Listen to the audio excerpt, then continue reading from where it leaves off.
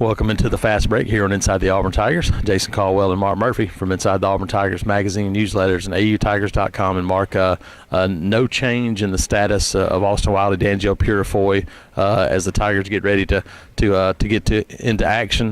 Charleston Classic, Indiana State up first Thursday morning for the Tigers. And Mark, right now those guys aren't planning to make the trip, and so be left to what you've done. The exhibition game in week 1 for Auburn should be used to that combination, but no change right now for those guys. Yeah, those guys are practicing, but they're not cleared to play in games. And right now the focus for Bruce Pearl of this team's got to be getting ready for an Indiana State team that went in and absolutely stunned Indiana 90-69 in game 1 Friday night in Bloomington. So that's an impressive win, to say the least. They lit it up from three-point range. Auburn had trouble defending the three-point shot in this exhibition game. They did much better last Friday night in the regular season opener against Norfolk State. And I think another key thing, not just for the game on Thursday, is for all three of the three games they play over 4 days in Charleston, they got to be sure they rebound. And, with no Austin Wiley out there, it's got to be a group effort.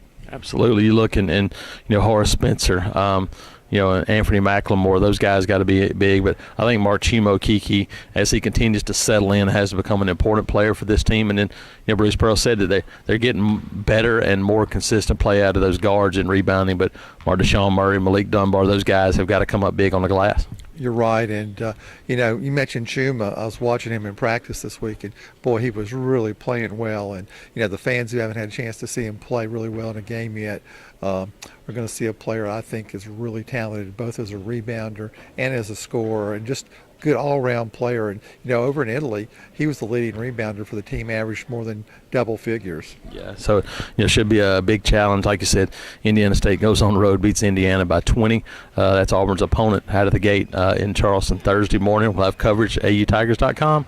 Jason Caldwell and Mark Murphy, Inside the Auburn Tigers.